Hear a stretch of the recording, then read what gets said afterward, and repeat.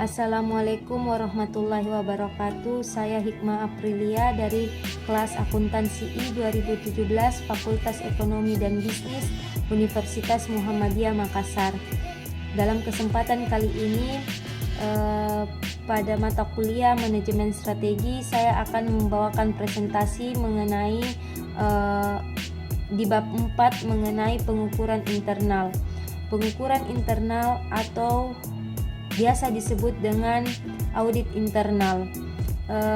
Perlu diketahui bahwa semua organisasi atau perusahaan memiliki kekuatan dan kelemahan di setiap areanya, tetapi tidak semua juga perusahaan yang memiliki kekuatan dan kelemahan yang terjadi di semua area atau divisinya.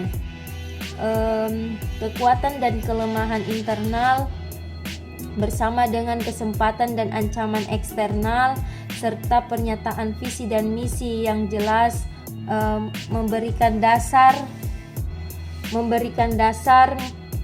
membangun tujuan dan strategi. Tujuan dan strategi dibangun dengan keinginan memanfaatkan kekuatan internal dan mengatasi kelemahan internal. Selanjutnya yaitu kekuatan internal kunci. Dalam hal ini proses memperoleh keunggulan bersaing dalam perusahaan dilakukan dengan beberapa tahap. Yang pertama yaitu ada kelemahan, kemudian kekuatan, kemudian kompetensi khusus, dan yang terakhir yaitu keunggulan bersaing. Kekuatan perusahaan yang tidak dapat dengan mudah disesuaikan atau ditiru dengan pesaing atau perusahaan lain biasa disebut dengan kompetensi khusus. Membangun sebuah keunggulan bersaing melibatkan pengambilan keuntungan atau kompetensi khusus. Strategi-strategi yang dirancang sebagai bagian untuk mengembangkan kelemahan perusahaan, menjadikannya sebagai kekuatan, dan bahkan mungkin kompetensi khusus. Selanjutnya yaitu proses dalam melakukan audit internal. Dalam melakukan audit internal ini sama dengan melakukan audit eksternal, yaitu di mana setiap perwakilan manajer atau karyawan dari seluruh perusahaan perlu terlibat dalam menentukan kekuatan dan kelemahan internal perusahaan.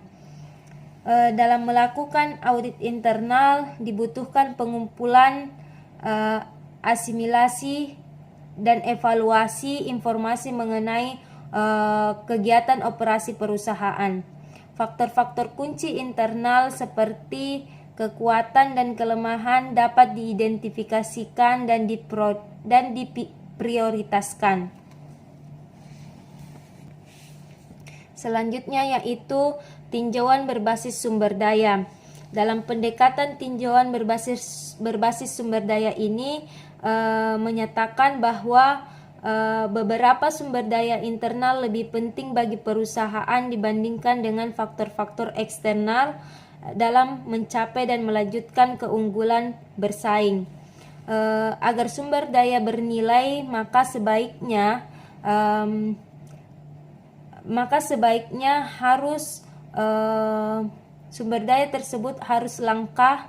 Yang kedua, sulit untuk ditiru. Yang ketiga, tidak dapat dengan mudah diganti. Integrasikan strategi dan budaya. Budaya merupakan pola perilaku organisasi yang sejak organisasi itu dibentuk atau perusahaan dibentuk itu telah mendarah daging. Produk dari budaya ini mencakup tentang nilai-nilai, kepercayaan, tata cara, ritual, upacara, mitos, cerita, dan sebagainya. Budaya organisasi secara signifikan mempengaruhi keputusan perusahaan atau keputusan bisnis, dan kemudian harus dievaluasi selama audit manajemen strategi internal. Jika strategi dapat mengambil keuntungan atas kekuatan budaya, seperti misalnya etika kerja yang kuat atau kepercayaan etis yang tinggi, maka manajemen seringkali dapat bergerak dengan mudah dalam mengimplementasikan perubahan.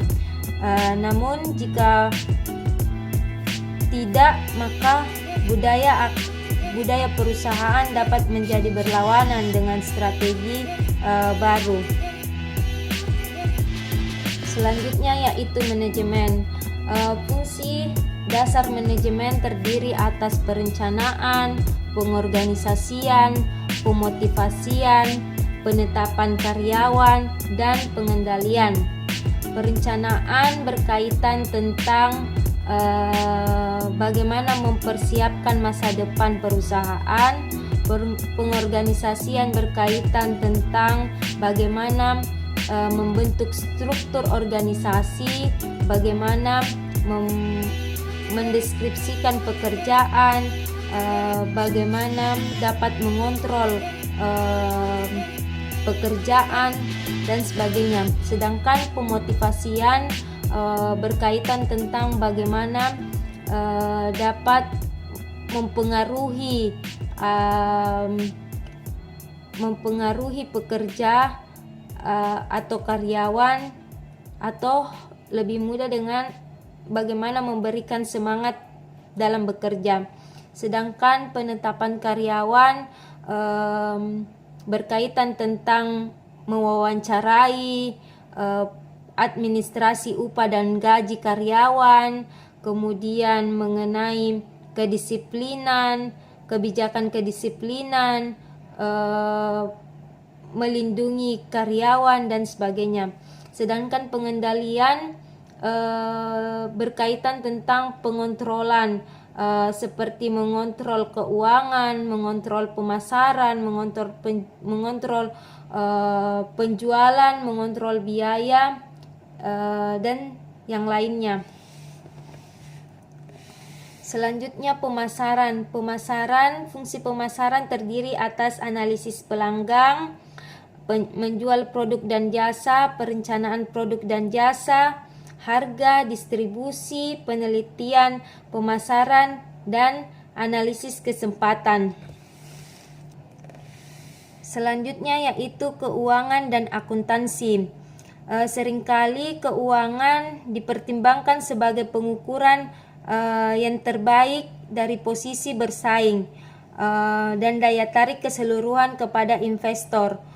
Fungsi dari keuangan dan akuntansi ini meliputi tentang keputusan investasi, keputusan pendanaan, dan keputusan dividen.